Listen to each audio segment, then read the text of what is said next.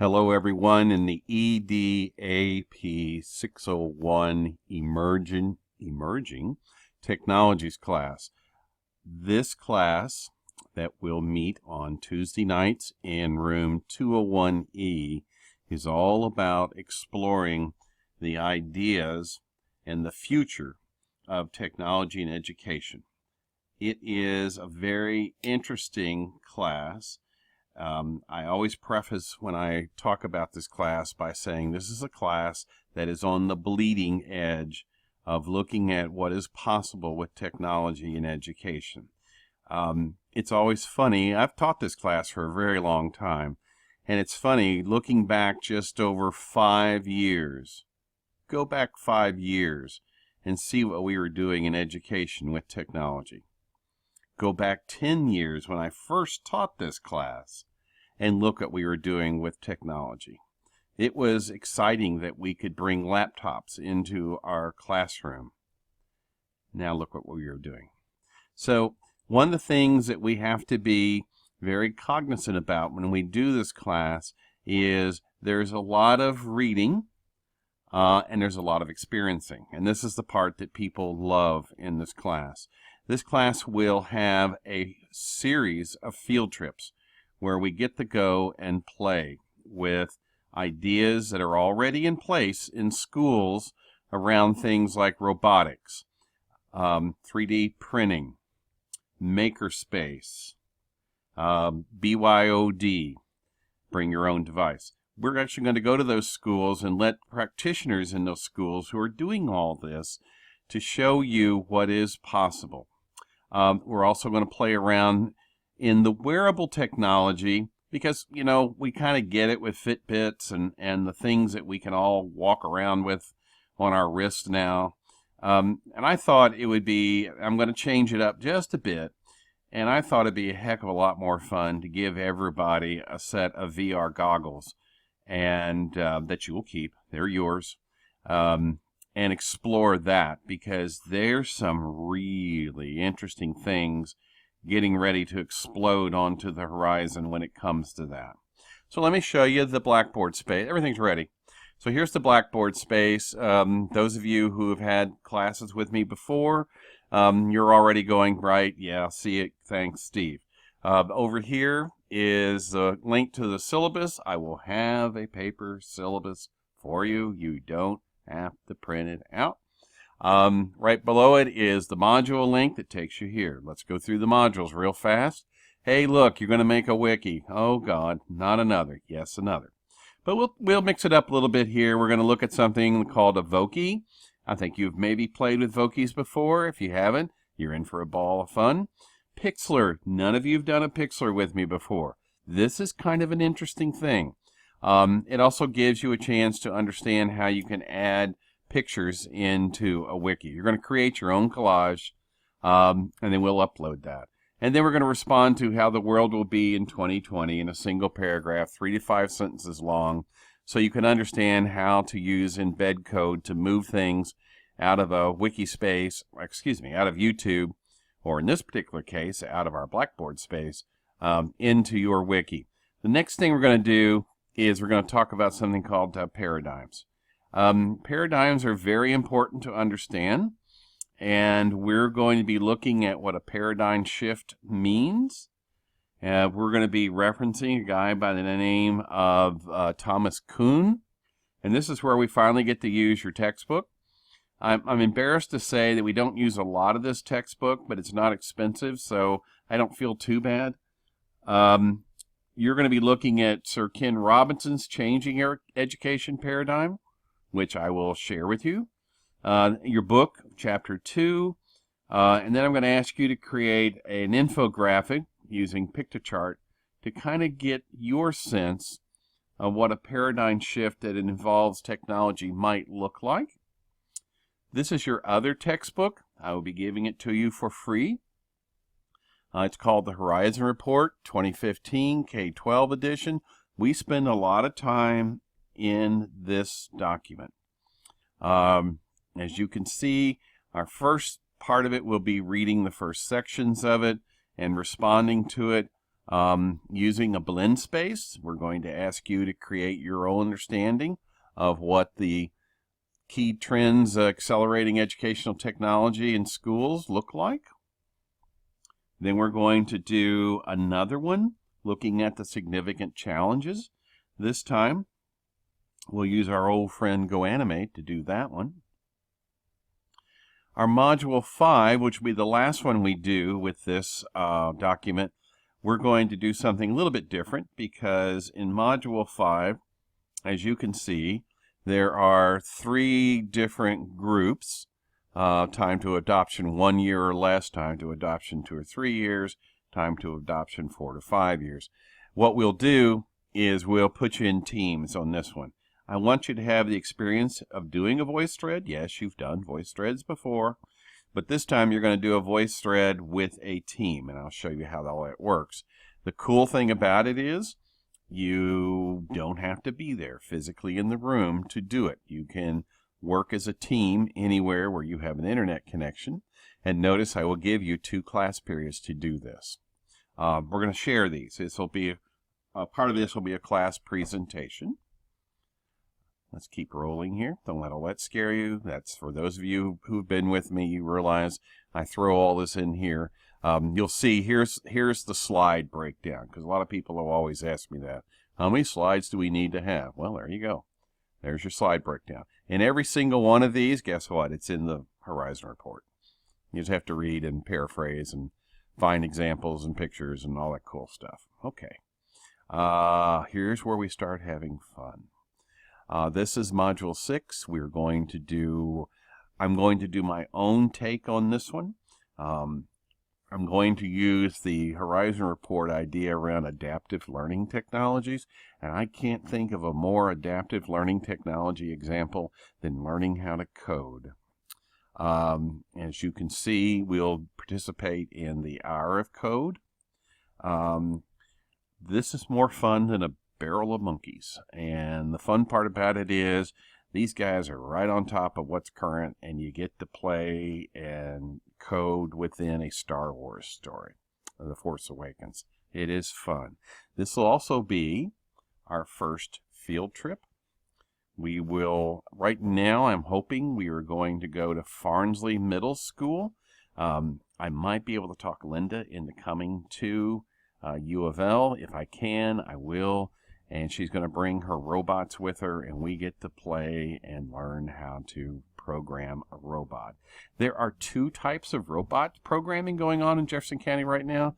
There's one called RCX/NXT. I'm actually the lead judge and the lead developer of that program competition, which is called Robo Rumble for Jefferson County. Our Robo Rumble this year is a little early. We're going to be doing it on February 20th.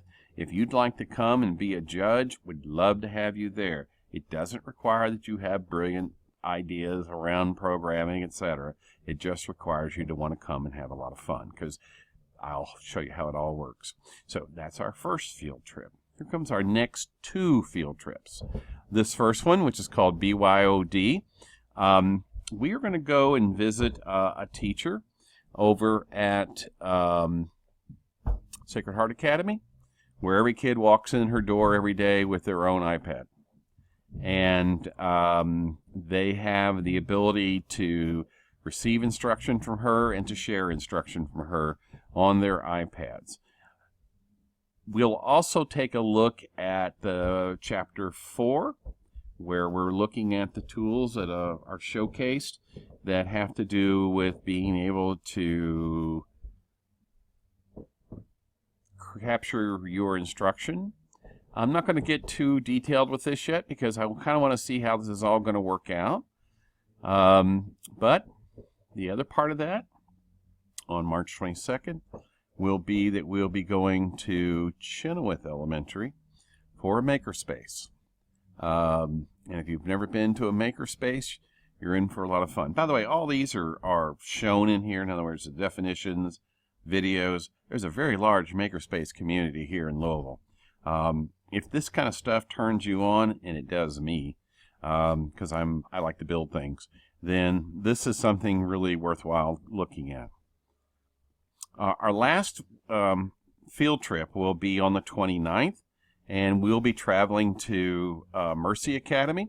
Our host will be, Steve Hammer, who runs one of the most incredible classrooms you ever laid your eyes on. Steve is, by definition and by assignment, an art teacher, but he is not. He is an art teacher, design teacher, a math teacher, a writing teacher, and his young ladies over there at Mercy do things that you just will fall off the table and on the floor. We get to play with his 3D printers. It's a blast. Also, while we're there that evening, yes, you will get your own pair of 3D goggles, and we will play with virtual reality. We'll all have to decide what we want to do, if we want to do something together or just explore on our own. Last year when we did this, we all decided to play a zombie game, and we all proceeded to run into each other, running around the classroom trying to avoid the zombies. We all took turns. We didn't take turns. We all had our own goggles. We all went for a roller coaster ride. A lot of us got sick, frankly. This is fascinating stuff. And I think we are just beginning to see the possibilities of virtual reality. That takes you through the month of March. The last month of our class in April, as you can see here, we will be spending some serious time, but I don't want you to panic. You are not doing an action research. You are doing an action research project design. And what I'm going to do is I'm going to teach you about action research, what it means, and what are the resources, and here they all are, so that when you take your capstone course with Dr. Jett, you'll have a project already outlined and ready to go that you will then just put into place when you're in her classroom. Now, I want to stress to you that everything you see in here from step 1 on, this is lifted right from Dr. Jett's work, from her syllabus.